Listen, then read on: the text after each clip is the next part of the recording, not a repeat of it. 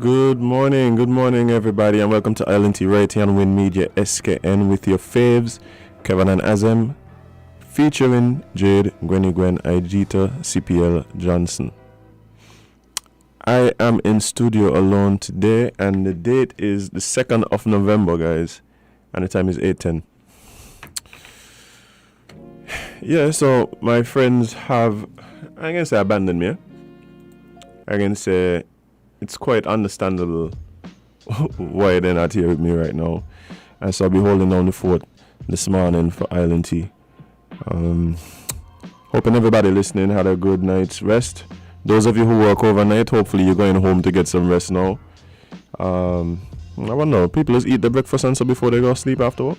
Or they just get home and they're so tired they just go to sleep and then wake up hungry at 12 o'clock? Oh.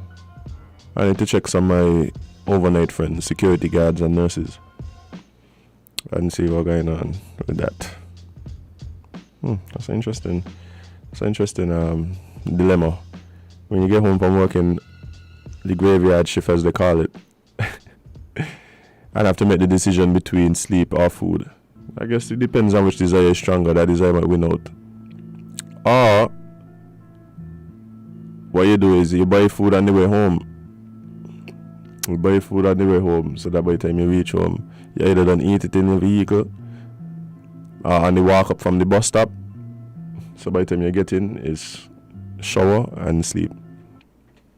There's always a way, guys. There's always a way. But guys, I have some interesting topics to discuss today. Remember though that we all still on mission make it to 2022. I'm really trying to make that thing, because the month of October, I don't know about you guys, but it felt as though October just had a lot of unexpected passings, or passings that we might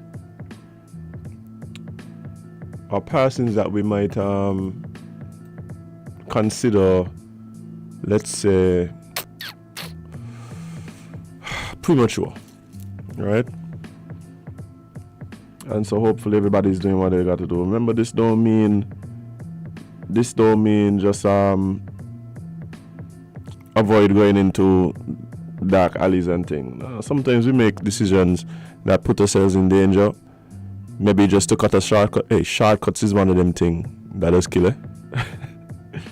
Shortcuts is one of them things that has really caused some real havoc. So sometimes, maybe just avoid the shortcuts. Like I use the example, you're going up on your roof, go fix your zinc.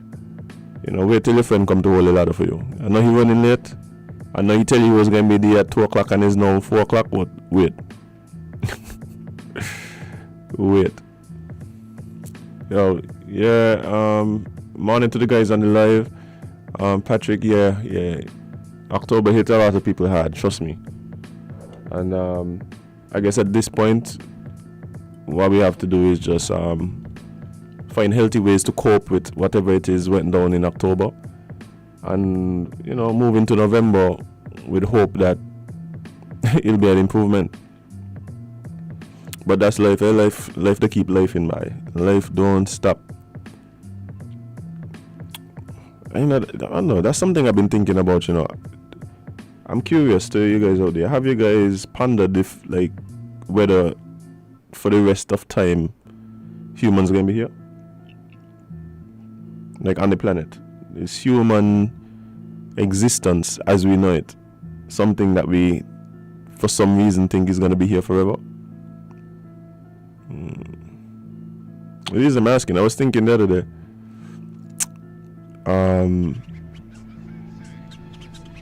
All these other animals and species just been going extinct.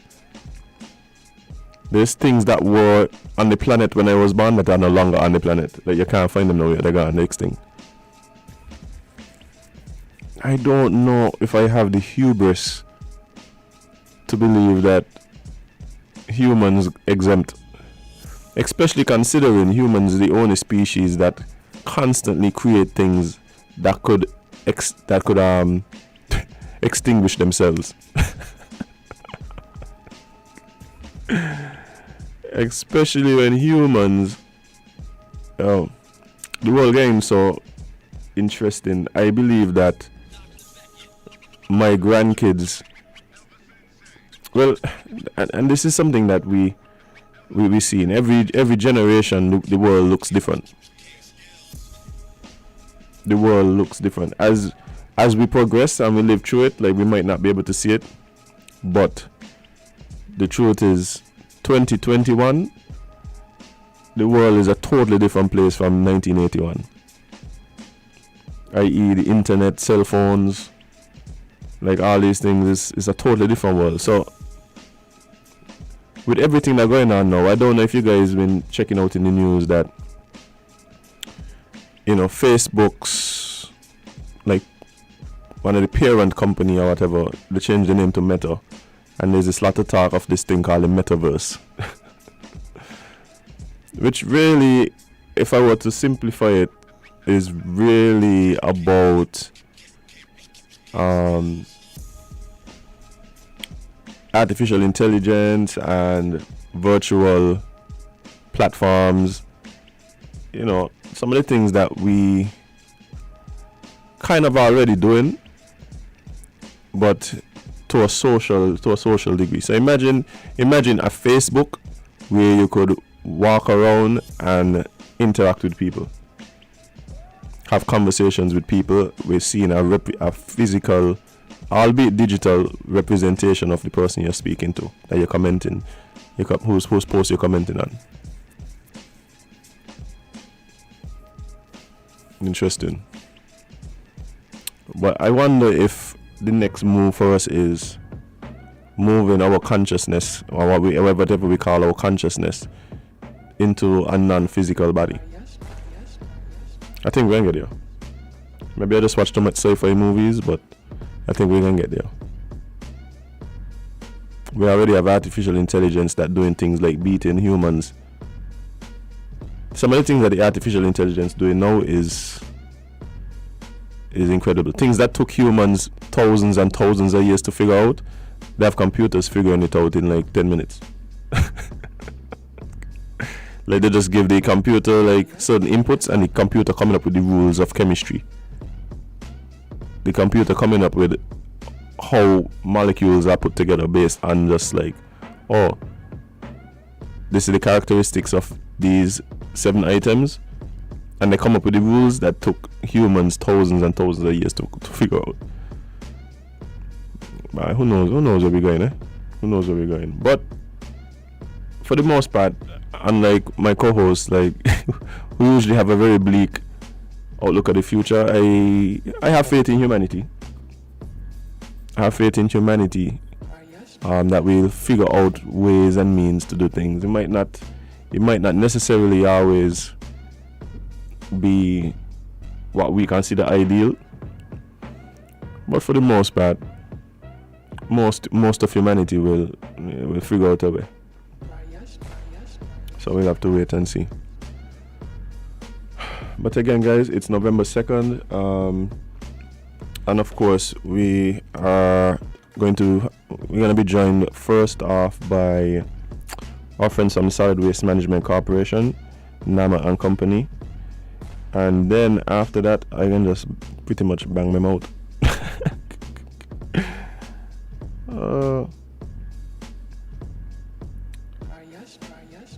Sorry, I'm actually talking to Jade right now. She is giving me instructions.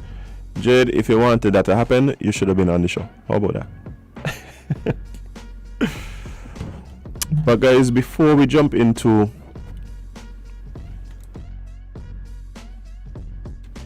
the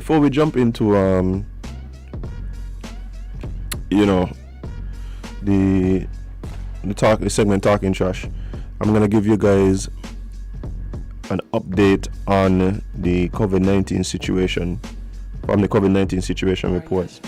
This one is dated yesterday, Monday 1st November, and the time of update says 5 p.m. I'm sure a lot of you guys may have seen this one already, but for those of you who haven't, confirmed cases in the last 24 hours, that number stands at 6. And the total number of cases we've had so far, 2,675. Active cases right now are 136. Unfortunately, the number that we least like to see increasing has gone up by 2, and we now have a total of 25 deaths attributed to COVID-19.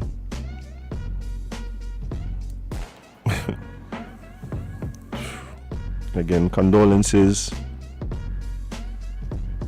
to the loved ones of the deceased. Yeah, I mean, this thing, I don't know about y'all, this thing will be heavy for me. This thing will be heavy for me. We are already dealing with so many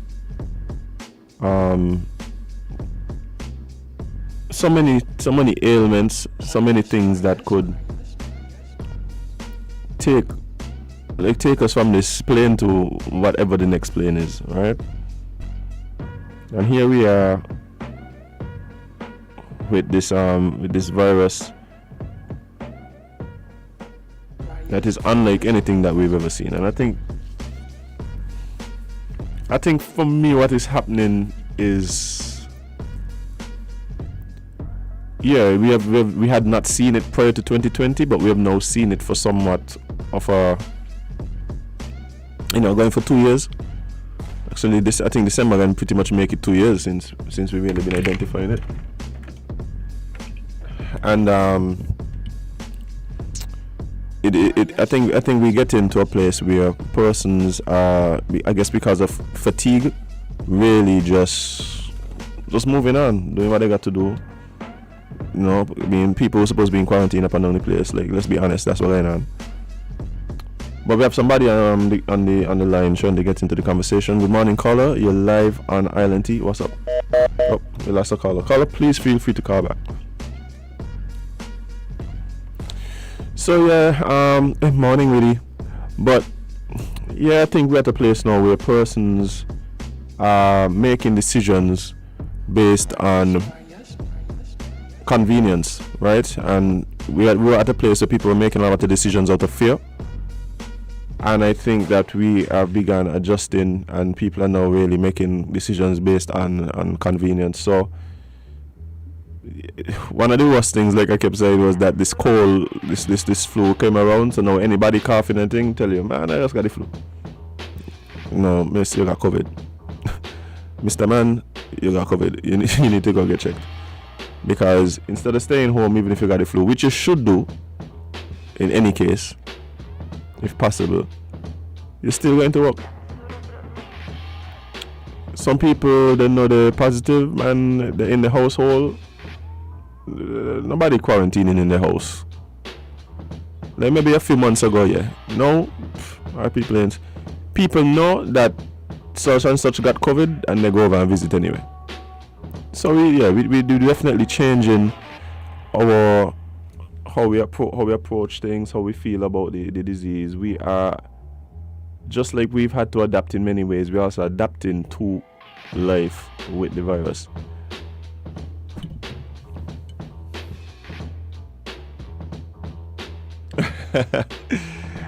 I see. Who knows? I may have missed out on something special there. But yeah, guys, I mean, at the end of the day, like I keep saying, I think what's important is that we remain responsible in our actions. We adhere to the protocols established. Wash your hand, sanitize, social distance where possible. Just be mindful, wear a mask. Don't cough in nobody's face. I tell y'all, people laugh when the men say, that there's a big thing, trust me. And watch here, if we ever manage to get rid of COVID, please stick to some of these things. I just find it interesting that for some reason there has been, at this point, I suspect worldwide, millions of dollars spent on videos teaching people to wash their hands. I tried to figure out what we was doing prior to COVID. I see a video, and be honest, some of these videos showing me how to wash my hand, I have never washed my hands like that in my life.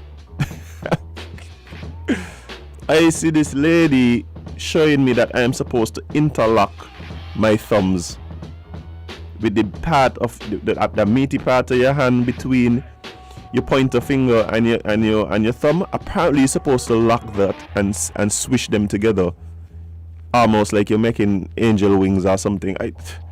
I don't know, but it's just very interesting to me that we're at a place now where we're teaching people to wash their hands, and the amount of money that's been spent on doing so. But if that's where we're at, that's where we're at. But yeah, yo, Gawain, I telling you, right? I am looking at this lady wash. The video of her showing me to wash my hand is somewhere around 7 minutes. I'm like, there's no way I'm washing my hands for 7 minutes. How you make a 7-minute video to show me how to wash my hand for 30 seconds? I don't understand it. But hey, that's the world we live in.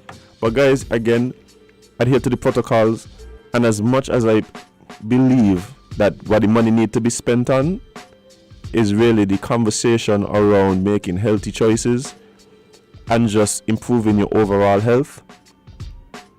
Like, and I think that's where we're lacking in the whole conversation, and that's something that's really kind of bothering me.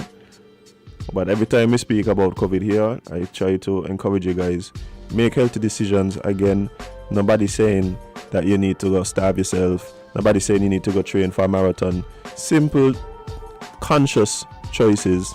You know, waking up 10 minutes early in the morning and just even doing some stretches. Being careful of the drinks that you intake. Ease off on the sugar. You know what I mean?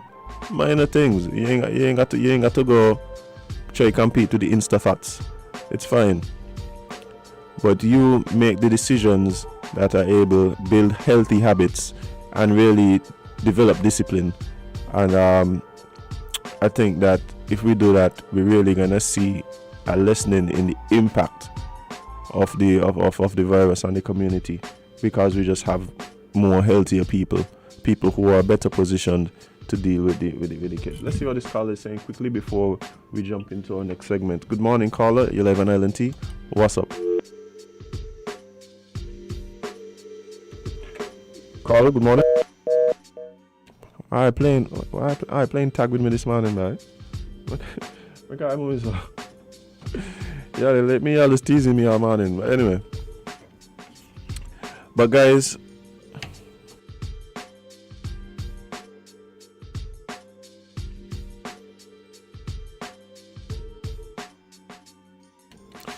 alright guys, so again, quickly, remember, we're still on this mission here. We're still on this mission. Mission make it to 2022. We almost there. Don't fall out on me. Let's try one more time. If this caller really playing tag with me, I'll be very sad. Good morning, caller. You're live at LNT. What's up? Good morning, Kevin, man. Me playing with you, man. Alright, man. I appreciate it. What's up, morning? Okay, oh, yeah, I'm good, man. I'm good. I hear listening to you, right? With the 7 minutes teaching you how to wash your hand. Yeah, for 30 seconds. Right. You know, that is only one of the the letter M, out of the 4 M's. Man, money, motion, and music. Everything in the world today now is based on money first, you know. Money. If you notice, some of these religious places, what they're supposed to be focusing on is teaching the word of God, how we're supposed to live, but money up front. And every funeral they have, they're picking up collection. And if you don't look sharp and about flying the church and he breaking neck and he dead, they're going to pick up collection for that too. So the next thing, I believe, where they see they could make money, they're going to teach you how to bathe. And there was a thing, we just born and we know how to do it. We didn't have nobody to teach us how to wash hand. All you need is enough water, wet down your whole hand, and you scrub every entire exterior part of your hand, because you can't cut your hand and go in and wash the flesh inside. So therefore you wash your whole hand. but it's a money-making thing. And look how they know the COVID is so serious and they kill you quick. Then they say, well, I could make money out of this and teach them how to wash my hands so that my hands won't be contaminated when I touch my face. You know, that's the way I see it. I don't know how you look at it. I got you, man. I got you. Everything's a money-making thing, eh? Mm-hmm. I got you. Definitely.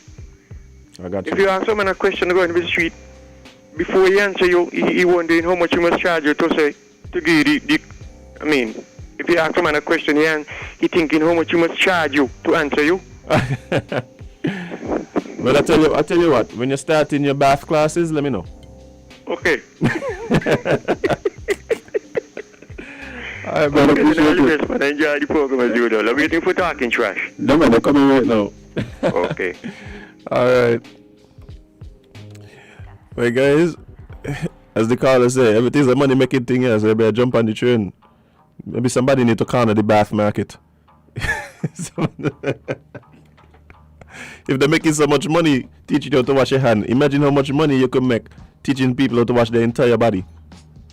See, hey, come to Island Tea for some gems. But the caller done call it here. The caller done say he waiting for Island Tea for us for Talking Trash. So instead of keeping the caller waiting any longer, we're going to jump right into that. Guys, we're going to be right back after this break. We're Talking Trash with our friends from the Solid Waste Management Corporation. Stay locked, stay tuned, don't go nowhere. Right here with Media SKN.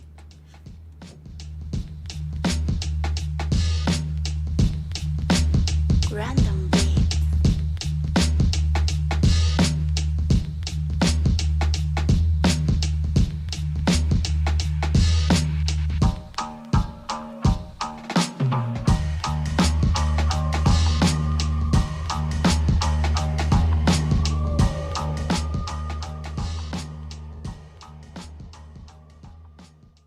If you say you love your little dear country, try to do something positively. Be a watchdog for the environment. Don't leave everything to the government. We dump our garbage anywhere, lit on the streets everywhere. Our behavior is telling me that we really don't care. Take some pride in your country. Volunteer to clean where it's dirty. Tourism development needs a healthy environment. Whenever we litter, we threaten our survival. So those who engage in it should be treated like criminals. So don't be afraid at all if they call you an informer. Report those who endanger our future. So if you really love this blessed land, this situation demands attention. Think about the future generation. Do what we can to preserve this island. The laws for littering we must enforce. We have to let justice take its course. If you are a proud citizen, you have the right, you have a reason to save this land from destruction. You have an obligation to become involved in anything which affects this nation.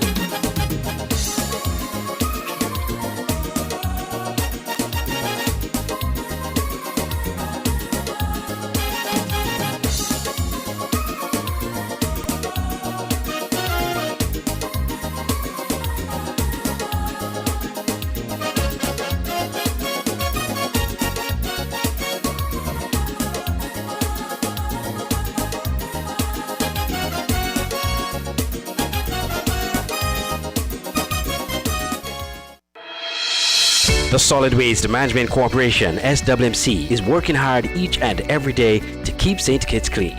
Our primary mandate is to collect household waste while maintaining the engineer sanitary landfill in Connery. While it is the responsibility of businesses to see to it that their garbage is properly collected and disposed of at the landfill, the SWMC offers a commercial waste disposal service with our NOSI program. We also offer a bin rental service where persons can rent large bins to do community cleanups or other waste disposal activities. Additionally, our headquarters in Taylor's Range include state-of-the-art conference rooms for rental. So when you're hosting another event, consider using the SWMC conference facilities. We want to continue serving you by keeping our environment clean. Because at the SWMC, waste matters. For more information, call our office at 465-9507. Good morning, guys. Welcome back to Win Media SKN, Island Tea in the morning. But, of course, it's Tuesday, and I've heard the cries of the public who are out there waiting to hear from Nama and our friends at the Solid Waste Management Corporation this morning for talking trash. And, guys, she's here. Yes, I am. She's I here. didn't realize there was a public outcry. Yes, they here. called in and demanded it. They called. Good morning, Nama. How are you doing? I'm fine, thank you. How are you? I'm good. It's Tuesday, and I'm just having a positive outlook. It's November, and like I was saying at the start of the show that even if October wasn't the best month for you, we find positive ways to cope with that. And we look forward with hope for the next month. So that's where I'm at. Yeah, so let's be optimistic that November is going to bring a lot more positive energy, positive vibe, and blessings. Christmas is right around the corner, and, even if you haven't seen some of those family members in a long time, more than likely some of us may get to see some of those family members that we've been missing. So I'm hoping that this season brings blessings and just positivity for everyone. So welcome to November. Well, I'm gonna subscribe to that. Okay? I'm definitely gonna do that, and that's such a big part of it. The holiday season's coming, and looking forward to all that brings. Yeah. But what have you brought with for us this morning? Well, I'm only bringing knowledge this morning. I haven't brought anyone with me this morning. It's just me. And You are enough, Nama. Don't let anybody tell you different, okay? oh my gosh, I feel like a bite up shilling. Well, thank you. Yes, so I am enough. And that's great to hear. Thank you very much. So this morning, basically I want to focus on the importance of recycling and reusing plastic. I know we've touched on some of these areas before, but with the season coming up, we're going to be probably socializing a lot more. And also we're going to be purchasing a lot more. And so we need to be cognizant of the fact that the consumption of plastic is going to increase. And so we need to ensure that we dispose of it properly or reuse it so that it doesn't end up at the landfill right away. And so we can actually increase the lifespan of that landfill because Right. we kind of need to. We are a tiny little beautiful island. And so we need to ensure that we maintain that. I totally agree. And trash does not look pretty. Well, trash in that form does not look pretty. So we definitely need to make sure that we maintain the beauty and cleanliness of the island. And so I just want us to focus on that this morning. So why it's important to recycle and reuse plastic. I won't go into the nitty-gritty specifically of what plastic is made of, but what I want us to understand is that plastic is extremely versatile, as we all know. It's lightweight, durable, it's resistant to water and chemicals, and is actually very resistant to impact as well. And some of the same properties that make plastic so great are exactly the same properties that makes it not so great. Imagine that. So, yes, it's lightweight, so we can package our bags, our goods in it and carry it wherever. But because it's also lightweight, it floats in the waters and the marine life think it's jellyfish and eat it and die. Wow. So the same things that make the plastic so great, as I said, is basically the same exact things that make plastic detrimental to our ecology. And so I want persons to always remember that. Keep that at the back of your mind. That what is positive for you may eventually be not so positive for something else, another creature, or even another person. So again, what is recycling? We've gone through this before, but I will mention again, recycling is a process of collecting materials that have been used and are waste product and processing them to use again. So we're focusing this morning on how we can reuse and how we can recycle plastic so that we can basically reduce the waste that ends up at the landfill. Or anywhere else. Or yes, especially anywhere else. Because plastics are non-biodegradable material, recycling and chemically treating plastic for reuse offer a better means of protecting the environment from plastic pollution and not allowing it to contaminate the entire globe. Because that's what we're really doing. We're contaminating the world. Yeah. Plastic bags, bottles, containers are just a few examples of what we are seeing polluting the seas, our beautiful Caribbean seas, the oceans, the Atlantic is on the other side, and other water bodies globally. It's not just central to us, it's also impacting everywhere else. And as we are aware, this causes significant ecological hazards. So the reduction of plastic use, especially single-use plastics, will go a long way to help us minimize our impact on the environment. Essentially, the more people that are open to using recycled plastic products, the better it will be for the entire world. Now, I know some persons think, oh, it's plastic is plastic. But no, plastic is not just plastic. If it's been used before and then it has been reconditioned, it has been reprocessed, it means that the same resources that would have gone into initially producing it isn't going into that again, which brings me to this point. So let us look at why plastic recycling and reuse is important to our environment. It basically reduces the natural, it acts as a conservation for natural resources. Recycling plastic waste material will help reduce the strain on finite resources of the earth like natural gas, petroleum, coal, wood, and water. You might say, Nama, we don't have those things here, right? Like, what does that have to do with us? And I will in turn say that every mass of land and every body of water on this earth is connected in some way, in some fashion. Recently, we saw what seemed to me like the worst Sahara dust episode. For sure. Right? It was really, really terrible, and many of us were affected. I wasn't severely affected, but I was affected. You felt at times you couldn't breathe. You felt pressure in your head. Yeah. It really, really affected us. And as the name, as it's called, Sahara dust, it means it comes from where? The Sahara. Where is the Sahara? It's in Africa. Right. Now, how many of us have even ever stepped foot on the motherland? It's stepping foot on us, though.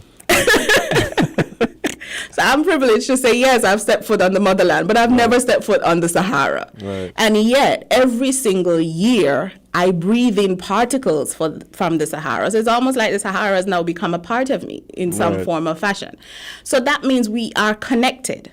Now, this same Sahara dust provides like what is called, basically, it fertilizes the Amazon as well as our little beautiful Layamiga. Mm-hmm. So by fertilizing the land, it creates an atmosphere and proper soil so that the plants can grow and have the necessary nutrients to grow and flourish. Now, we all know the Amazon is also referred to as the lungs of the world. Mm-hmm. Now, that same Sahara dust is coming all the way, making that journey to the Amazon, fertilizing the plants. These plants now provide oxygen for the planet. Exactly. So we are connected. It's all connected. And yes, we may look at it as, oh my gosh, I can't breathe. But it's necessary. Yeah. And so all we encourage persons to do is take the necessary precautions, stay indoors, wear a mask. Thank goodness now masks are fashionable, so you can wear a mask without any problems. Nobody watching you weird. Listen, truth be told, I think there are certain things because of COVID, they will stay. And I think wearing masks is one of them, in that if you have a little cold or if you something, or you don't want to wear makeup that day, we're going to be wearing masks. So at the end of the day, the Sahara dust was important. It's important to us and our livelihood. So everything is connected. So yes, those finite natural resources may not be in our immediate vicinity, but they do affect us. And so by reducing our footprint, we then participate in ensuring that those finite resources can be available for other uses. So at the end of the day, as the dust fertilizes and allows us to flourish, the same way we can reduce our impact by not using or reducing the amount of plastic that we do use. So if you're at a party, a little lime at home, every time you go and refill the drink, you don't have to get another cup. Use that same cup. Right. You know, it's like, oh Lord, you gone, you fling with that cup. You go again, you fling with that cup. You go, and then you want to fling the cup in the bushes. Of course. You know, and that becomes problematic. So dispose of the cup properly. So once you've used it, how many amount of times? Hopefully not too much, especially if there's alcohol beverage in it. Yeah, it depends what in the cup, eh? Exactly. But once you've used it and you're done with it, then dispose of it. Right. Don't dispose of every single cup. So you're drinking the same Coke, but you want to use a different cup each time you drink the same Coke. Does that make sense? No. So let's be sensible and use the same cup so that we reduce our consumption. Right. Yeah. So because the process of making plastic uses a lot of resources and energy and wastes a lot of water and petroleum, by reusing plastic instead of manufacturing the same grade, because with the different grades of plastic, the higher grade, the initial one, it uses so much of the resources that it's basically considered wastage. Every time we effectively reduce the footprint of the plastic on the landfills across the globe. Now, yes, you might want to say, Lord, I'm always talking about this landfill story. But it is solid waste and it is talking trash. And we need to be cognizant of the fact that landfills have lifespans. Yes. And in order to ensure that our lifespan is capitalized upon and it's used to its maximum, we need to reduce what goes into the landfill. Which brings me to my second point. Reduction of plastics used to help the extent, because we extend the lifespan. I can't stress the importance of this. We need to minimize how much wastage gets into the landfill, and reusing plastics and recycling will go a long way to achieving this. Because plastics take such a long time to break down, by recycling and reusing plastic raw materials and fashioning them into other products, we can effectively reduce plastic taken up in the landfill that can be used for biodegradable materials to serve the environment. So because the plastic won't be going into the landfill, we can then put what is biodegradable in the landfill. Yeah. And because it's biodegradable, obviously it's going to degrade over time, and that means we'll have that space to use. Right. Whereas with plastic, once it's there, it's pretty, you can just forget about it. It's just there.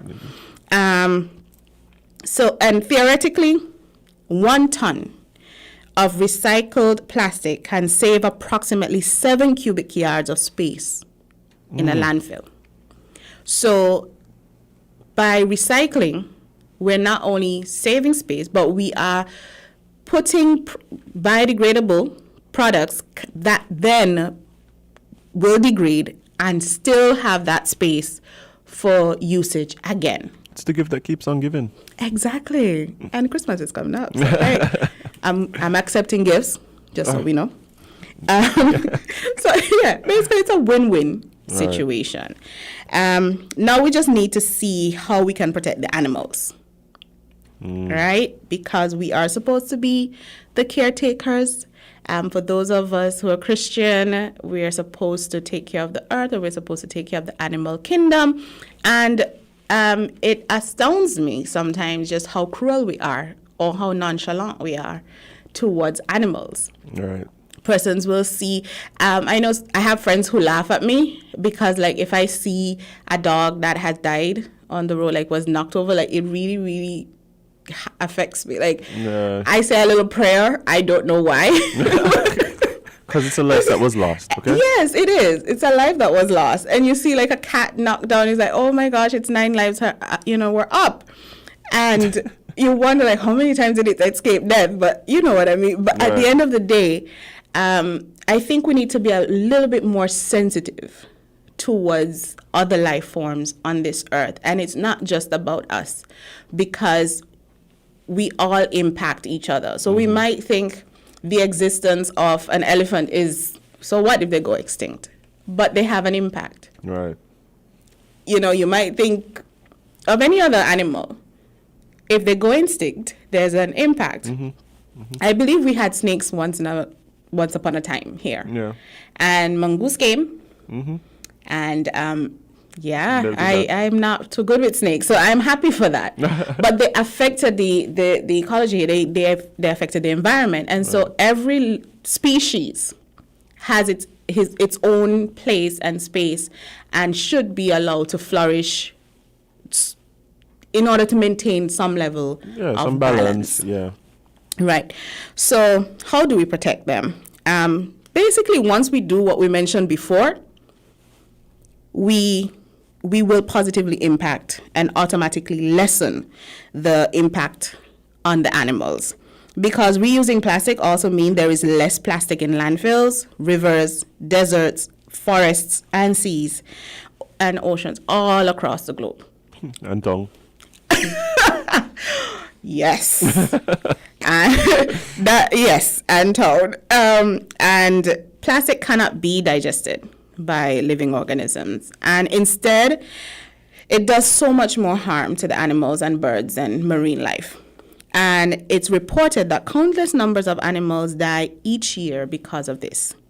Due to its non-biodegradable properties, plastic destroys natural habitats of the world.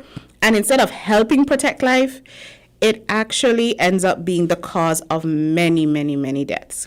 Every year, countless fish and marine life animals die and face extinction due to excessive consumption of plastic. Many marine creatures mistake plastic, as I said before, for jellyfish. And unfortunately, when they go and they think, oh, this is food, it leads to their demise because it is not food. They can't, you can't digest it. So it causes problems for them. With birds, little bottle caps or little plastic stuff, they come and they pick and they eat them. And there was a study, I think it was done in New Zealand, and they had these birds that would die. And when they opened them up, the amount of plastic that was in them, it was just really, really terrible. And so we need to be cognizant of what we throw away. Especially bearing in mind that, especially in the case of the fish and thing, we then in turn go and eat these fish. Exactly. Like it comes right back to us. It's like you're telling me you're farming animals and you want to feed the chicken or the goat or the pig or whatever the worst thing possible, and then you're gonna butcher it and eat it. No, it doesn't work that way. So the same way, let's look at the seas and the oceans as our farms. What we put into there, the animals in there will eat, and then we then have to eat those those fishes. So we need to be aware of what we throw in there. Not just plastics, everything. Talking about oil, talking about whatever chemicals we want to throw in there and that kind of thing. And it's really, really terrible, some of the things that we dispose of in there. Grass. Yeah, I can't think of But you know something, I want to kind of wrap this all up by saying, I don't know if you've ever heard of this, I'm sure you've heard of the saying, necessity is the mother of invention. Yeah. And our survival instincts is what often pushes us to become innovative. So taking care of the environment and maintaining or saving the delicate ecosystem is a matter of survival. So me saying this means that our survival instincts are supposed to kick in and we are supposed to now become innovative. Right. How do we get rid of the plastic? How do we reuse the plastic, especially with how we reuse? That's where our innovation needs to flourish. We are an innovative people, I know there's a lady Molyneux. I know she would not want me to call her name, so I will not call her name. But she made a beautiful, gorgeous wide brim hat from plastic bags. Oh, wow. Now, it wasn't just, when I first watched it, I was like, oh, what is this? And then you realize it's plastic. But it was a gorgeous wide brim hat. Like, I was like, yeah, I could do this, like a resort wear kind of something. Yeah. And persons may say, well, who gonna buy that? But if you saw it, You'd be surprised. you'll be surprised. But there's bag makers that are making, fashion pieces Yes. from our recycled plastics. Yes, and the thing is, there is a market for it. And you may not see the market, but the market might just find you. Sometimes you don't have to go looking for the market. The market finds you. The persons who want these type of products, they will find you. Just put yourself out there. So instead of posting up and asking, hey, who felt that 10-second earthquake last night? Make something and post that instead. Imagine that. Just try to be as creative as possible and put that out there. You might be surprised. Right now, there are a lot of persons who have lost their jobs due to COVID. And so you're looking for something else to do. Let this time be that time that you can become innovative, come up with something. You never know where it's going to lead. Maybe it may not lead to anything. It might just lead to you discovering, hey, I have a talent for this. Right. Or I have a talent for that. But even that, you may not use it today. You might be surprised you might use it 10 years down the road. That's always how it works. Or you may not use it. You might be able to teach somebody else. So let's be innovative. Let's create. Let's find out what can we make from all this plastic that we use. I know when the posts go out and say, this plastics, I've seen memes and so forth on social media, especially Facebook, that plastic, when they litter the ocean, that Caribbean people are not responsible for these things because our plastic bags are all in our drawers waiting to be garbage bags. However, some people don't dispose of their waste properly, and so they still end up in the oceans. They still end up. I see them. Exactly. So, yes, Caribbean people, we are guilty as well. For sure. Definitely guilty. So we need to play our part to sort of reduce the impact. We need to play our part to reduce our role in plastic consumption. And so when you're being given just one item, don't let them double the bag. Just use one bag. If you can carry it in your hand, carry it in your hand. If you want to buy, one of those tote bags, then get one of those tote bags so that you're not consuming plastic all the time. Right. I don't think Rams will have a problem with that. I don't think husbands will have a problem with not giving you a plastic bag. Nope. It's not to say that you're purchasing the plastic bag. So I think for them also it will actually be better because they're reducing cost. Right. So let's just try to play our part. As a talented people, although we're tiny compared to others, we are most certainly not irrelevant. I know for most of my life, I lived in other much larger countries, and explaining where St. Kitts was often meant using like a little microscope and kind of zooming in to see where we are. But we small, but we talawa. Indeed. We're not irrelevant. We have look at COVID and how we became almost like a beacon. That persons were looking to us, and what did we do to curtail the situation and so forth. So we are certainly not irrelevant. We're small, but we're not irrelevant. Indeed. And we have a part to play, not just for our federation here locally, but also globally. We must reduce our global footprint, so I urge you today to become innovative in how you reuse plastic. And I know for some, it might take some time, but that's okay. Just try something, do something, YouTube it, and you'll get lots and lots of ideas out there. We do not know what the future holds. However, that does not mean we do not prepare for it. I want to encourage everyone to start practicing waste separation. Separating your plastic bottles and even glass bottles. I know at the end, yes, we commingle the waste still, but start practicing inside. Start practicing by separate so that if the system do come in place one day, it's going to be seamless. We're not going to be starting from scratch and, creating all this confusion. So start now. Start separating your plastic bottles and your glass bottles as well from your regular household waste. Let this be your New Year's resolution. And as the holiday season approach, as you shop online, try to minimize packaging.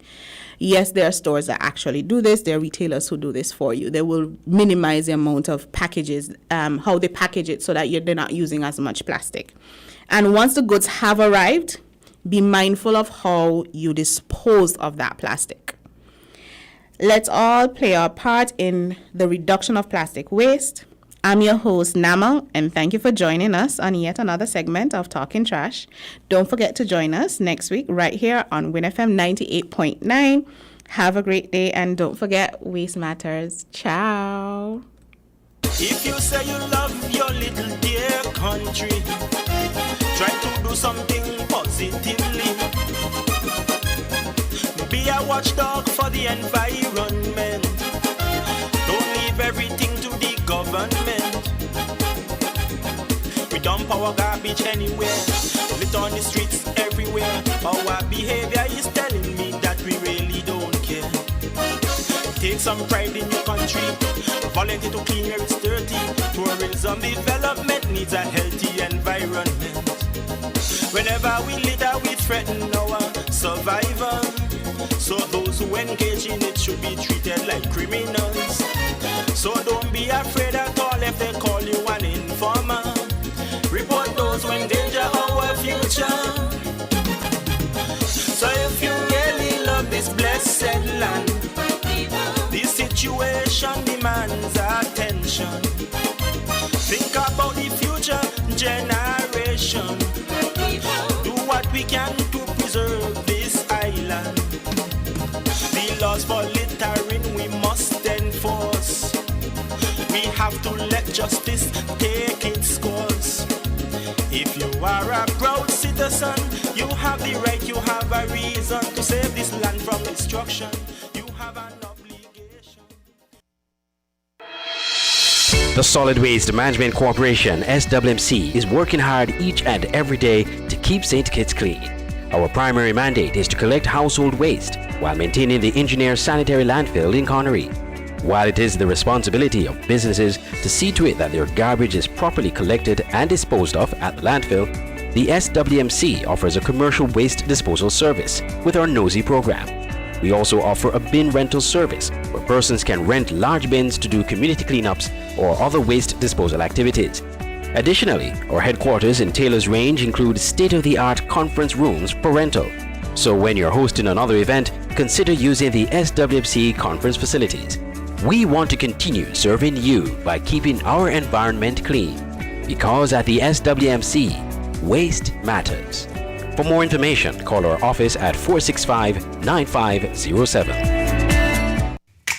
Maybe it's the way the brilliant gold liquid reflects our sunshine, or how the bright blue of its label mirrors the clear Caribbean skies overhead.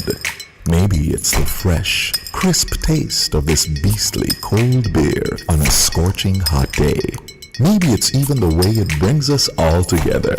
But one thing is for sure, Carib is very much a part of who we are wherever we're from in the Caribbean. Carib, it's the way we play. Drink responsibly. Here are your Horseford's Value Mart IGA Value Club Blue Tag Special. Running October 21st to November 3rd. IGA or Essential Everyday Breadcrumbs, $6.99.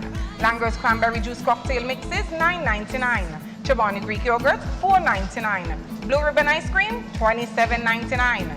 IGA or Essential Everyday Pasta Sauces, $7.99. IGA or Essential Everyday Salad Dressing, $6.99. And now our very low weekly. Value deals! Essential Everyday Mayonnaise, $9.99. IGA Essential Everyday Cereals, $7.99. High C Box Drink, $8.99. Essential Everyday Chunk and Shredded Cheeses, $7.99. Intro Drinks, $7.49. Snack Pack Puddings and Gels, $4.99. Shop smart, shop value mart. Joan in Espanol. Sea listo y haga sus compras aquí a Value Mart.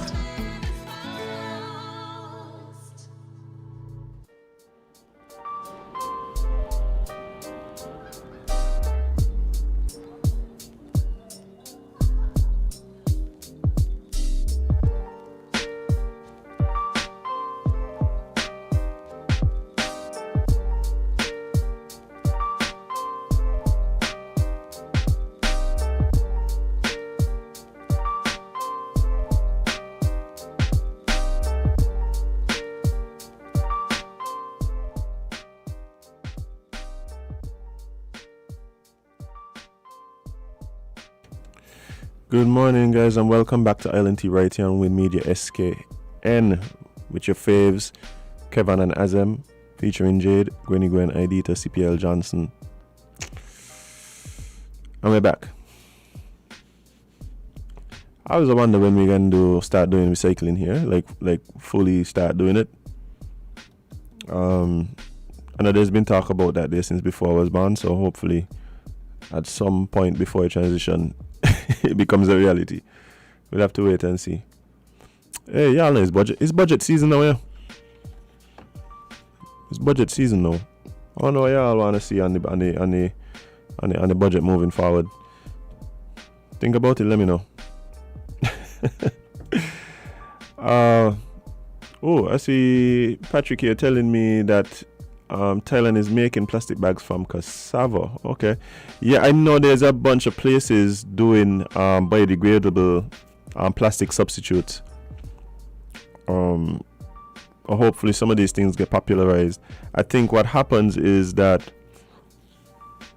we kind of shy away from it because of the initial cost. Now, the thing is, it might cost less in the long run, but the initial cost of changing the processes, marketing, all these things, like a lot of times does stifle a lot of these innovative ventures, so hopefully these are the kind of projects that we see moving forward. And I keep saying these are the kind of things that like countries like St. Kitts Nevis need to get involved in, not simply because it's cool and it's good for the environment and things like that, but I do believe we have advantages because of our size. Because of our size, it's small to get widespread adaptation of these types of things. And then even if we partner with outside entities, whether corporations, countries, etc., especially even some of these countries that we already have diplomatic relations with, we become an example, like a proof of concept. So we don't have to invest a lot of the money initially, because a lot of these places want to have an example, a case study that they could then go and use as proof of concept to continue to market these these innovative ventures. So I think we really need to start positioning ourselves as being a country that's willing to partner when it comes to innovation and use our size as one of the big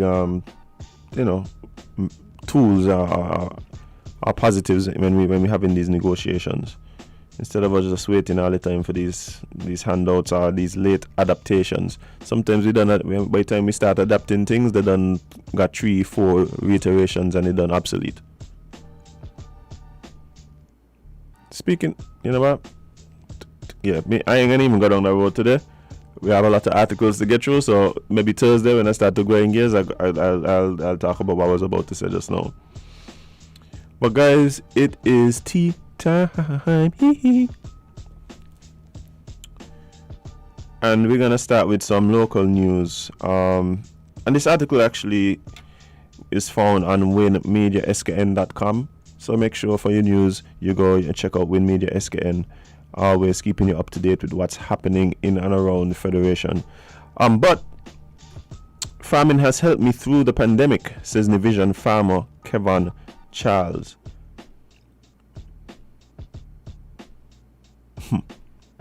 Nivision farmer Kevin Charles has turned to the land through farming as he copes with ongoing COVID-19 pandemic.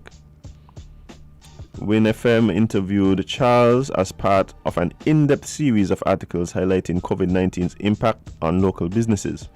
Charles is the owner of KSK Uphill Farm based in Hamilton, Nevis, and told the Win News team that the pandemic had impacted him and other small businesses by not being able to get access to finance to improve his farm. It had been my goal to improve my farm, improve my breed, input some higher quality animals to mix with my locals to get a better yield, he adds. But since Corona and the impact of Corona, have not been able to. It was my sorry guys.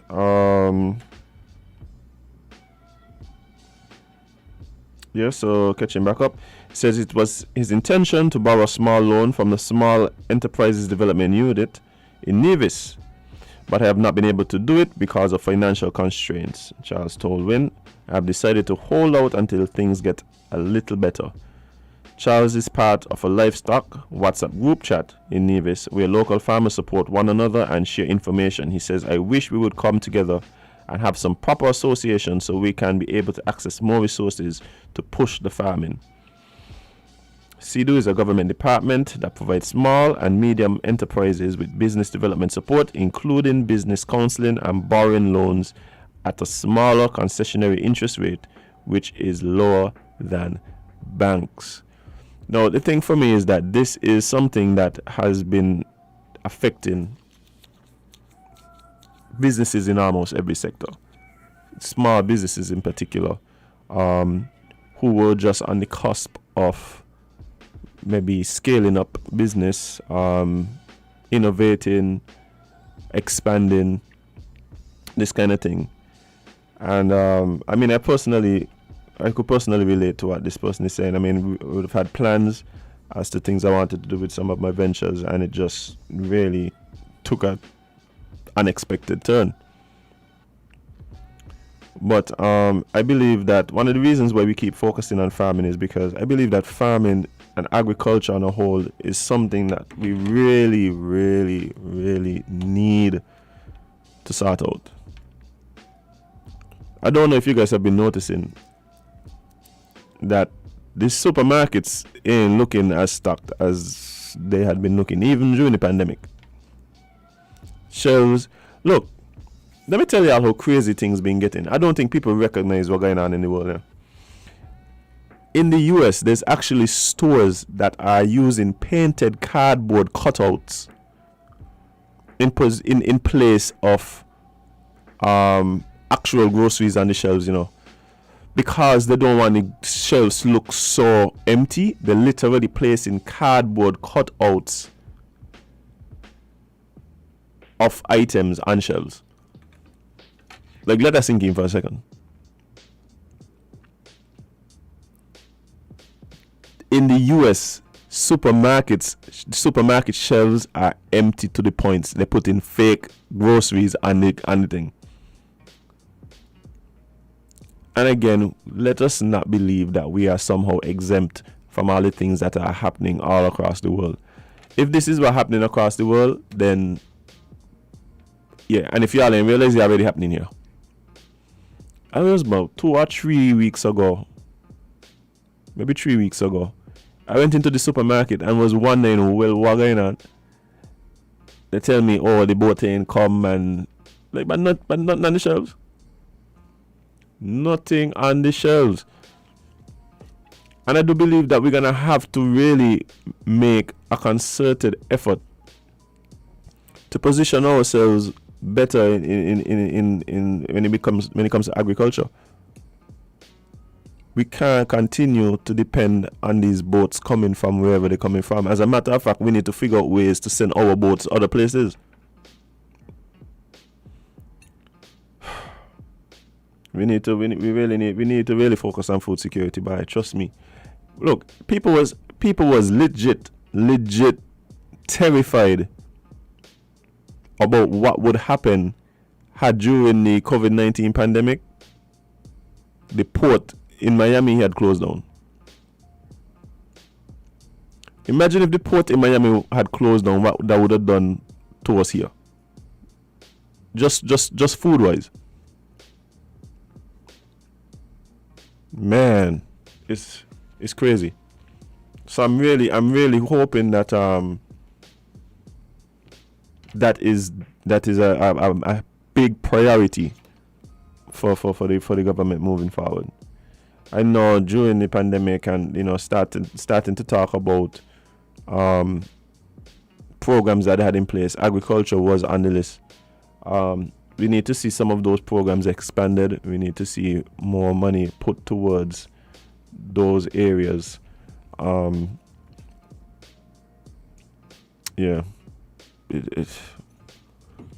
And hopefully that is the case.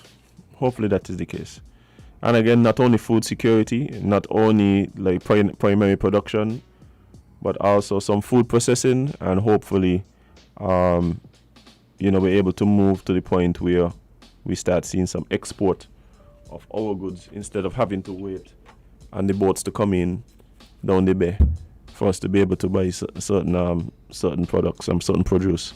But we have somebody trying to join the conversation. Good morning, caller. You're live on Island T. What's up? Greetings, my brother. Hey, man. Morning. Morning. You're raising a very interesting point. I've been watching it for over a month now.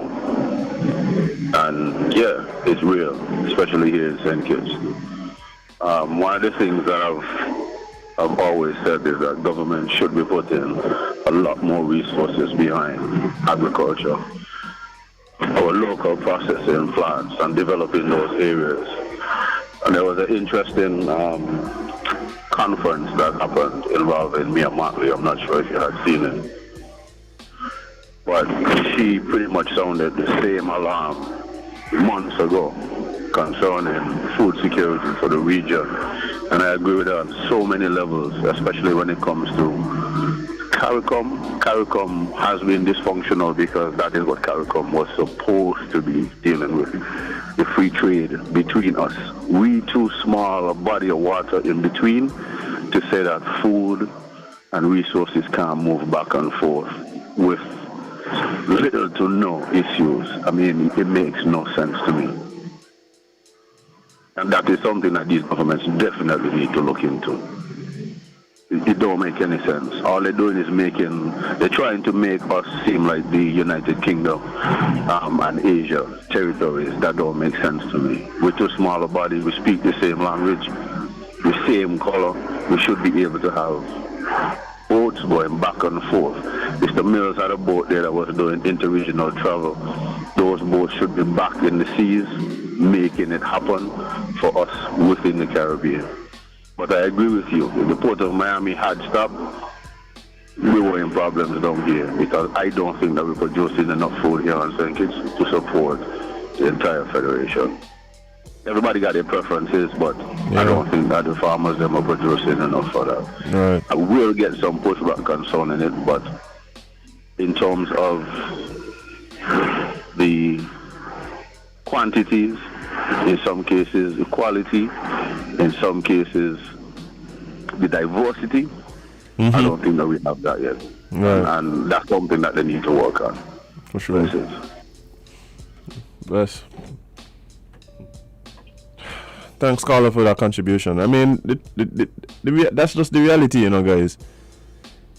We're not there yet. And one of the things that makes it very hard to see that this is the case is because there's wastage. There's a lot of farmers that show up that they don't get the stuff sold, and it goes to the pigs. And so you have situations where you have farmers who are saying, well, how is it that we're producing enough and I keep trying away?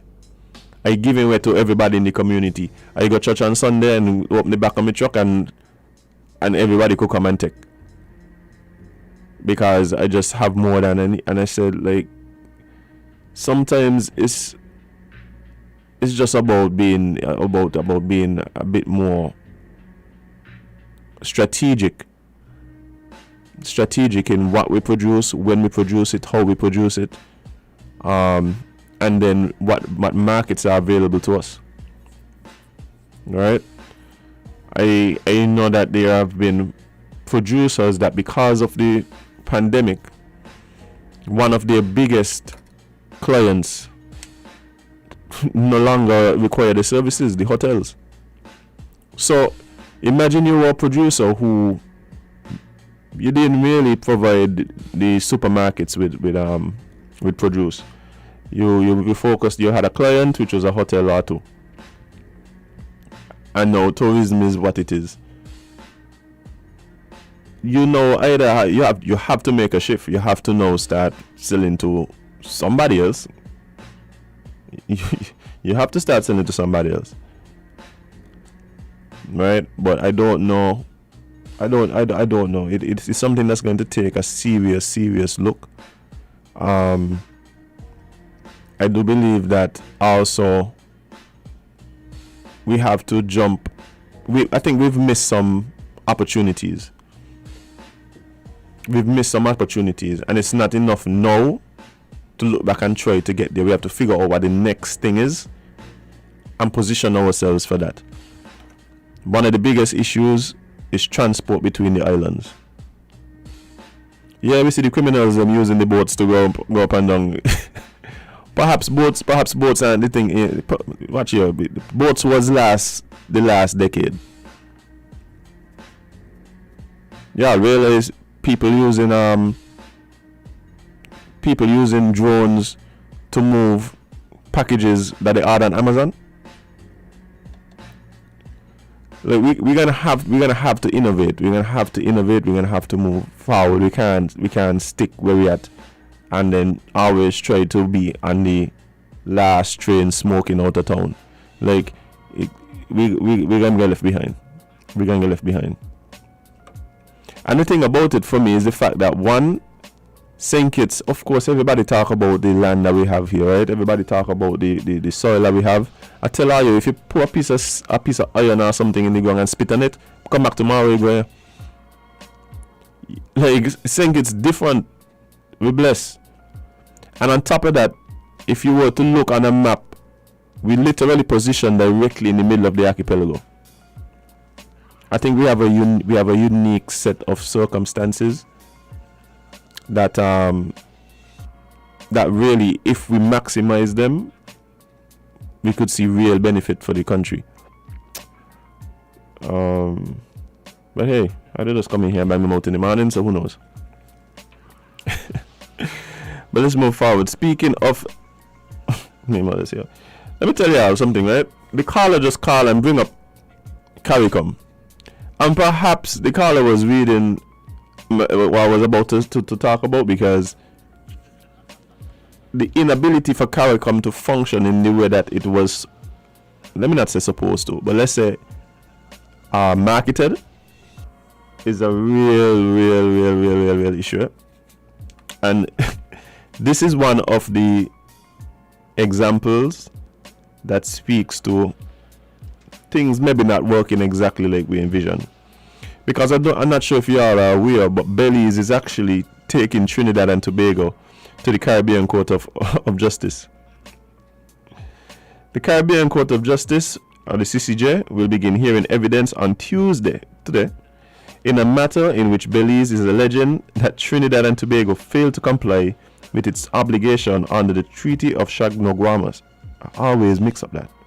Anyway. That governs the regional integration movement, which is really CARICOM.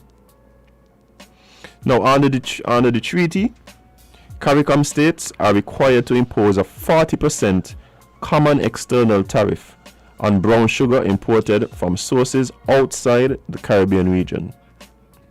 Belize contends that it has evidence to demonstrate that between November 2018 to June 2020, brown sugar, which was produced outside of the Caribbean region, entered the Trinidad and Tobago market without the 40% tax being imposed. So like brown sugar. Actually, y'all know for wars before you fought over brown sugar. Like literal wars. Anyway, and they still continue to this day. Trinidad and Tobago, of course, denied that it had permitted the importation of extra-regional brown sugar from any extra-regional territory without imposition of the 40%. The CCJ will sit in its original jurisdiction, which is an international court with exclusive jurisdiction to interpret and apply the rules set out in the treaty and to decide disputes arising under it. Will be presided over by a 7-member panel headed by its president, Justice Adrian Saunders. This one will be interesting. I just want to see the arguments. Because I feel this is one of them things where there's ways around this. Like we could have imposed the tax and then give you a concession somewhere else. Right? But we have to wait and see how the arguments. Belly says it has proof. I'm sure Trinidad has its own accounting, and so we'll see exactly how this thing plays out. But it's interesting that even now 2021 these kind of disputes are still happening, and resources like sugar and thing is still causing all this kind of row. We were just talking about agriculture and moving between the islands, and the truth is maybe because of economies of scale and that kind of thing, some of the bigger countries can produce these things, and even just technological advancements too could produce these things at a cheaper rate, and at the end of the day, money talk. Let me see if I managed to get this caller in. Caller, good morning in live on Island T. What's up? Hey, good morning. It's great to be alive. Morning, that it is. Yes. There's a lot to be thankful for, you know. The spirit sustains the body, eh? Mm-hmm. That's why you can speak of hope. Now, let me first start by sending condolences to Jade and her family. Her uncle Billy to West. This afternoon? Yes. Yeah. So, Jade, if you're listening, my condolences to your family. The issue with Belly is saying it was tried, you know, and found guilty of the same thing. You didn't know that? Yeah, I remember, yeah. Yeah. And then there was something about who gave who authority to omit the markup. But Belly's has a case. But sometimes what you have are traders who circumvent the laws. Because even the issue you're talking about with CARICOM and the distribution, we have established in all of our countries traditional merchants who are agents often for goods in the US or wherever. Right. And who are reluctant to import goods from CARICOM countries. So sometimes it's not even a matter of transportation, it's that they get commission. Mm-hmm. So they're not going to get the commission because, I mean, you know, Trinidad and those countries produce a lot, you know, of agro-processing. Right. If you live here, you will see they make nearly everything that they think they make. And when they come into our countries, you have this CET, where there's no import duty. But the traders in our countries, the traditional ones especially, well, even the new ones, because they're bringing in from China. Right, exactly.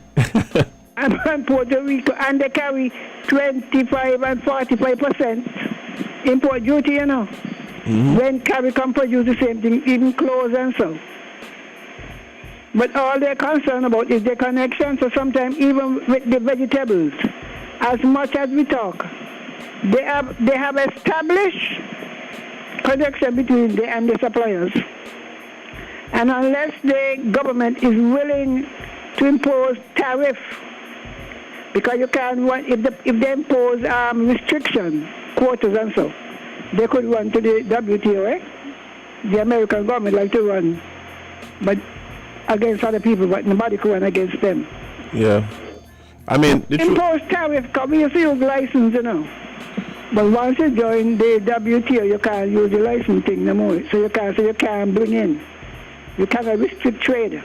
So one way of dealing with it is what Benny is saying. You put on 40% on the sugar, it will either equalize the price or make the import more expensive.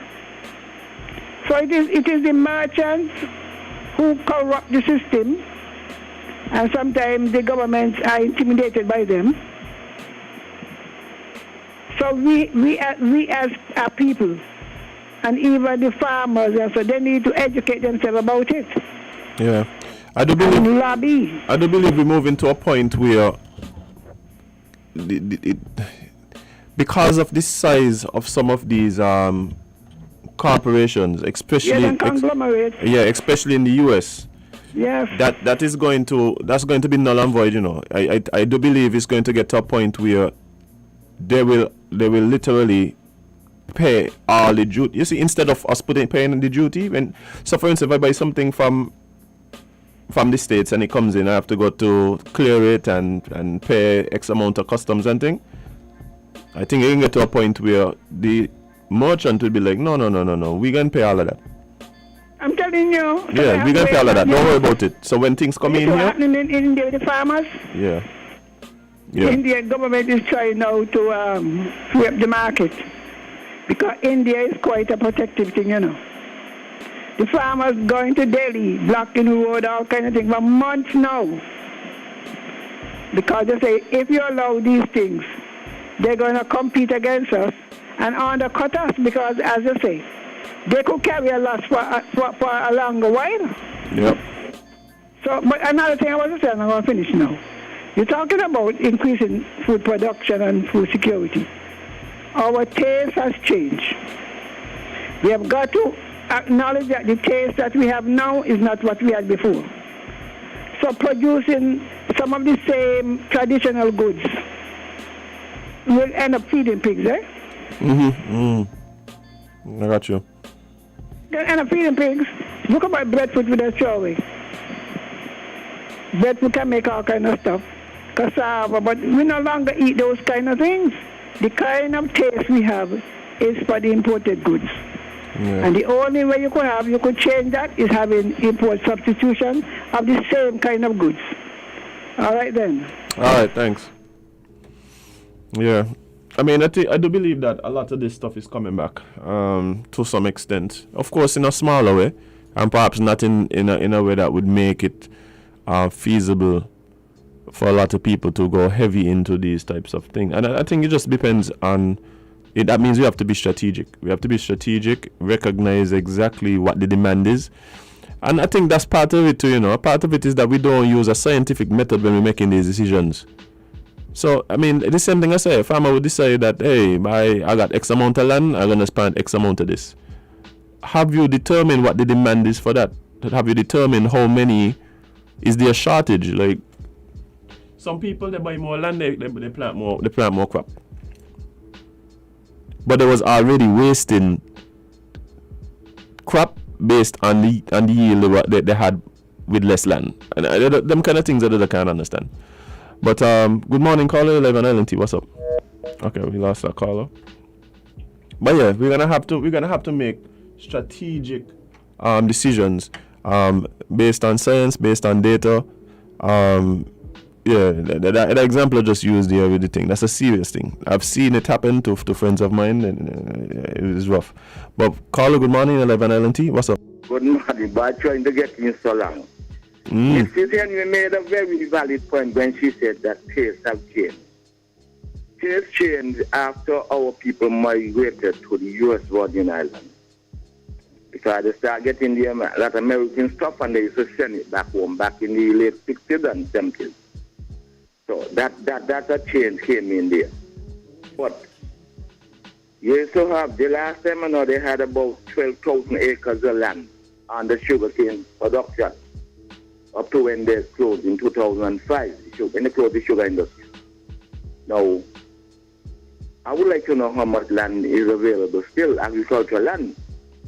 But on the other hand, you'll realize that there's a rush to see how many houses could be built in a certain period of time, which I am not altogether disagreeing with it, but I have a problem with the way we are building houses. Okay, we agree on that.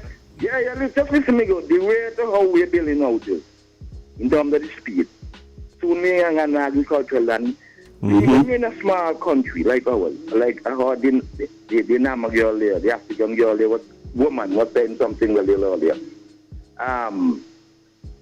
Not saying it is so small. Yes, we're fertile. We can produce everything that we want, Just can't happen. The only country in the Caribbean is self-sufficient with food is Dominican Republic. Plus they are mining and other operations, recycling and manufacturing of steel, etc., etc. Now, we need to stop the way we are building houses. Build duplexes, townhouses.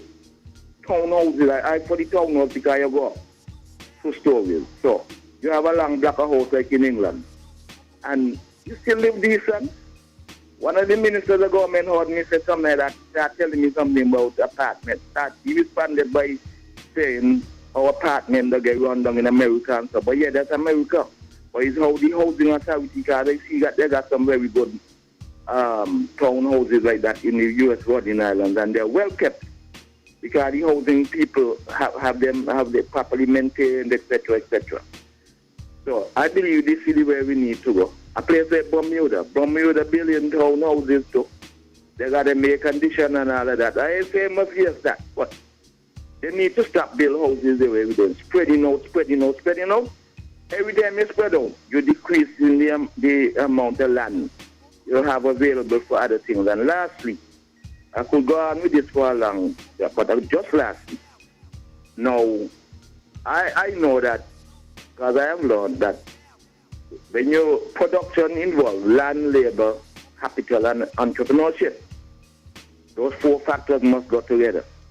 It's easy to just say, do this, do that, do this, do that. Like you were saying something about partnering with some other country to make these things from like yam waste and so forth.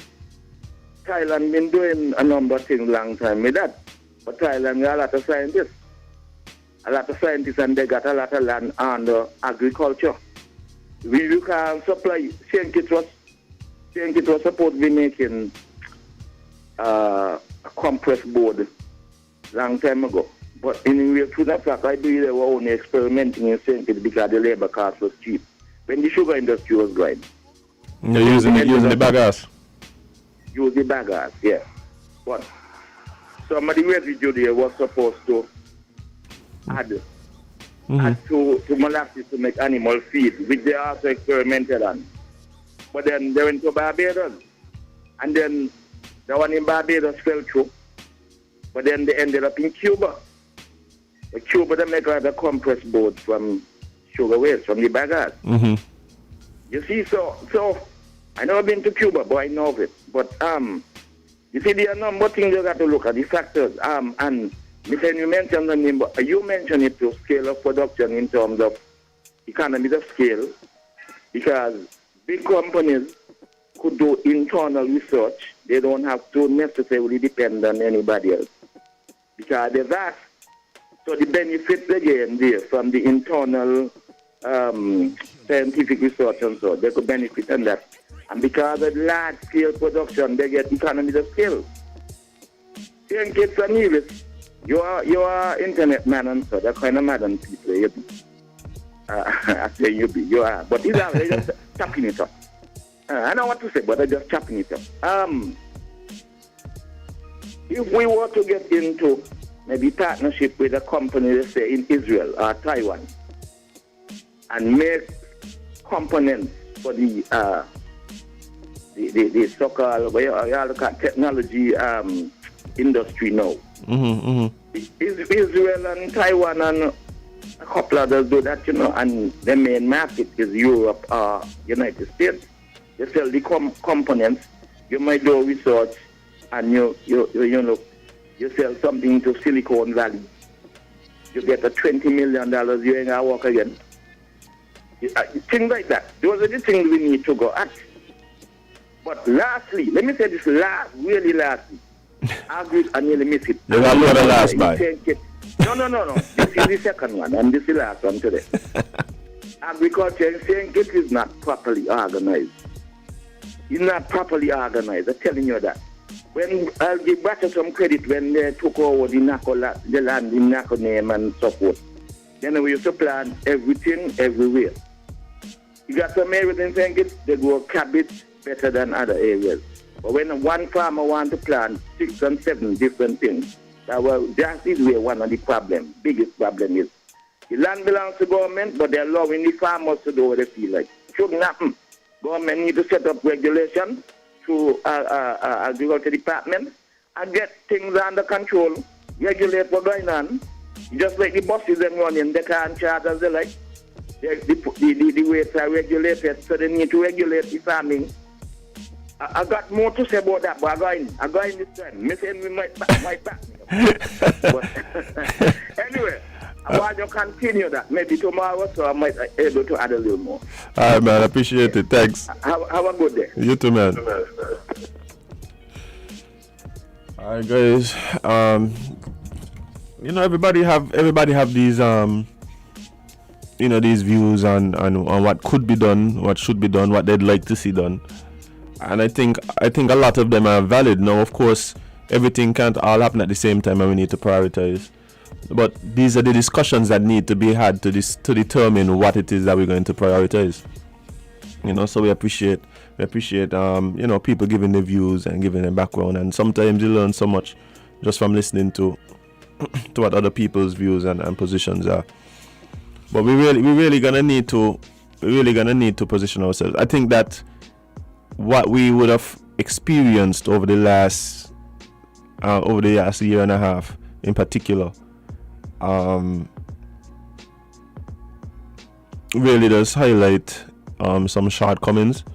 The fact that we need to build resilience to these kind of things, because I for one don't believe that this is a once in a lifetime. Yeah, I would hope not, but it would be. I really hope not that this happens again in my lifetime. But I mean, it would be ignorant to not prepare for something like this again, and so we're gonna really have to make some decisions. And at the end of the day, really come down to where the money is spent. If you want to know what's important and what the direction is of governments, look at where the money is spent. Good morning, caller. You're live on Island T. What's up? Good morning. How are you? Morning. We're doing good. You all right? Anything up? Yeah. I don't know. I drink it this morning. I had some sorrel with some lemongrass. That's okay. And I had a combination there, you must try it for Christmas. Yes, as the gentleman just said, it is true how they used to have it, because I remember the trail growing up for true. Down Mills and so, go down there, had a man just with a lot of bananas, and you go down there, when you come to Thursday and so, start to look at bananas, to come to town for Friday and Saturday. It was like a big crop. And further down, Parsons and so had the big grafted mango crop. It was well organized, but you see, for the last 2-3 government now pick up, look like they just drop the ball, they just let go boof. Up to when Mr. Douglas had it the other day, 1.5 people used to come around and be selling out, And after the crop over, they said should have got it. They let that done. People still should have been going out doing the farming and what's not and what's not. So it was well organized, your banana one way. So, when you're going Mills, it's your banana you're going for. When you're going to your Parsons, you're going for your grafted mangoes. And come right through the country when you go another way. Over Molyneux was a crop I worked there when I was a young girl. Like, your carrots, your sweet pepper. Where was to go you were well organized. I must say around the top, you were well organized. But After a while, people come get in, different government get in, and they just let it run wild. In Mr. Brother time, it was organized, well organized for true. And after that, when Mr. Simmons took it up, it was kind of going good, and when Mr. Douglas took it up, it was a little going, but then he dropped the ball, and that what happened. Everybody was like, me do this. So everybody got the same thing. When you go by your neighbor, my neighbor, you think you get the potato there. And when you come by me and get the yam there, she got potato too and yam, so she said, boy, you say, no man, I want to give the neighbor a sale. But make sure you buy everything there one time, so me know up aside ain't get this in no sale. It was well organized. It was good in them days when we had a thing named the government depot. Everything go your greens and your what's not my all nice. Right, they're going faster by the Central Street, by the electrical place where it was me. It was nothing. Yeah, man, everything just strange. Everybody want a portion of this country, a portion of that. Everybody mean they must. Some people plant up a lot of cucumbers. I give somebody else a chance, no? And then one time when somebody tipped me up, told me about 4 years ago, he said, they're going on break there, I don't know who farm belongs to. Want to plant up a lot of cucumbers and they rush them off so much sun. When you look, where were they putting them so much? And the person up in Miami, could tell me, they hear the thing that was so bitter. Because they put too much chemical in them to bring them fast. Right. Long time ago in a little field, just a cucumber, you just take it up, wipe it off, boil it, and you, nothing sweet, so, not now. Yeah. I've been realizing the bitterness in the cucumber cereal, you're right. You want $1 million there, $1 million there, I don't know what to do them.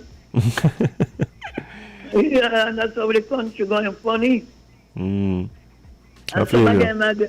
some of them again before when they're going. I see a guy came from Guyana here doing it. The rest of the things them since young tobacco and pepper thing going run down. Get them home today. By tomorrow, 2000, they run down. And the heat and the thing. So they carry them back home. Give us some. I see the guy used to do it. The guy used to sell the rep by Ramsey. We don't me not give it. I rather carry them back to them. They're greedy. That makes sometimes when you plant, you can't get nothing come up good because they ain't give it. They ain't give it. Don't carry them back home to just throw them away. Sometimes his son, you go buy it. And they wear anything with fear and spirit. Show over 2, 3 and say, man, that's the makeup. I feel you. Things ain't the same. You know. Oh, well, look like we lost that caller there. Yeah, but things ain't the same. And to be honest, I don't think things will never get back exactly like that. What we need to do is determine exactly what we want to see going forward, and then move in that direction. Position ourselves for what will come and not what is. That's the thing is, if you're positioning yourself for what is, you're done too late. Yeah? You're done too late. Trust me. If you're positioning yourself for the way things are now, it's too late. Don't make no sense. All right. But there's been a developing story across the world, and it's something that we really need to keep an eye on, and that is the situation in Sudan. I have been wondering when the international community was going to step up and speak out against what's happening in Sudan. There was a military coup that took place there a few weeks ago.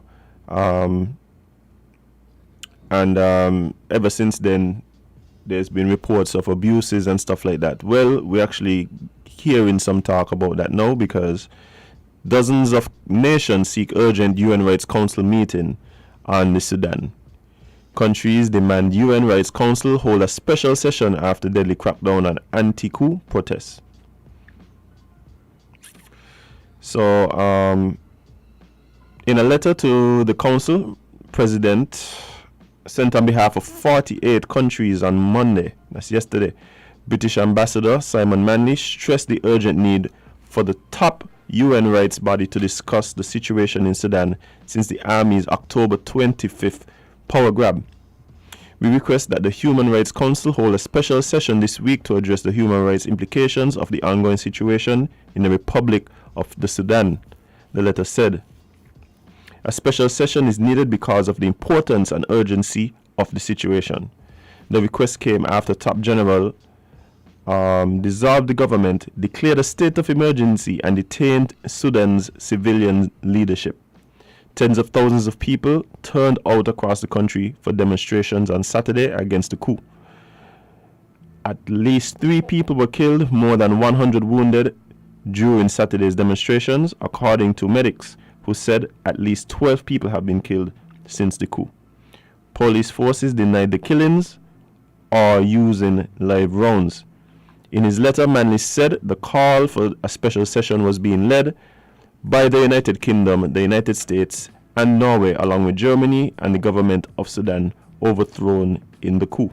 In all, 48 countries had signed onto the request, including 18 of the Human Rights Council's 47 member states. Calling a special session outside of the thrice yearly regular meetings requires the backing of at least a third of the membership, so at least 16 states.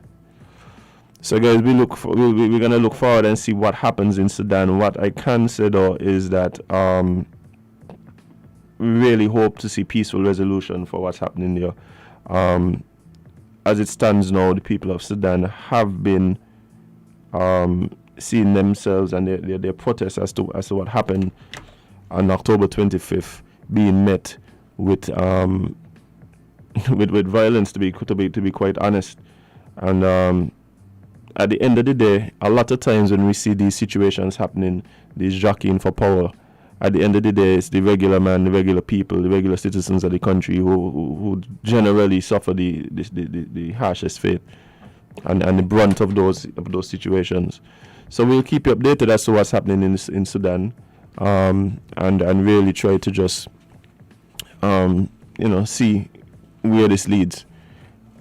We're at a point now where it's very early in the situation. One of the things that's always interesting to me about the mobilization, as much as we want to see the mobilization happening, it's always funny to me who makes the decision as to which countries we're going to sanction for human rights abuses. Some of the most oppressive dictatorships in the world, nobody studying them there. So I wonder who does make the decision as to which ones we vex with and who we vex with. But at the end of the day, we have people that are speaking out against atrocities, people that are speaking out against the way things are being done, and of course, we in the diaspora really need to lend the ear and lend support where possible. At the end of the day, this isn't a political thing; it's a people thing. So hopefully, we see some resolution happening there, and we could really see Sudan returning to a peaceful state. But guys, it's that time, right? I had a lot of fun talking to you guys today. Thank you guys for keeping me company. My co-host wasn't able to come to today, but guess what? I had a good time. Witty, Axman, I see they're talking about my knees, but to be honest, they've been doing a lot better. I've been drinking more water. I've been doing some exercise. I've been feeling pretty nice with my knees. I mean, I ain't gonna say that I'm going out and try out for the NBA, but still, I'm feeling good.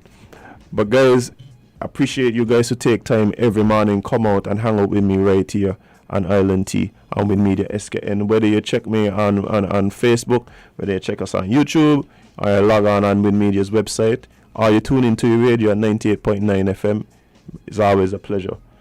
So guys, thank you so much. Remember, we're here every morning, Monday through Friday, 8 a.m. to 10 a.m. And we just hang out and have fun and drink bush tea. But guys, for those of you listening on the radio in particular, don't go nowhere. We have very interesting program. We have a very interesting program coming up right after this. Shabang, big up yourself. But we have a very interesting program coming up right after this. So don't go nowhere. Stick and stay. But guys, let me just leave you with a few words of wisdom. The Duke of Forgitbe, the Prosecco Papi, isn't here this morning, but I will say what he says because it's very important. But I also want to remind you that, guys, in particular, remember the Insta-fats y'all watching on Instagram, the insecure. Don't let them fool you. Alright? Don't let them fool you. But guys, remember, you can't be everybody's cup of tea because you is not a mug. Stay tuned. Stay locked. Stay safe. Remember, we're still trying to make it to 2022 intact. See you guys tomorrow.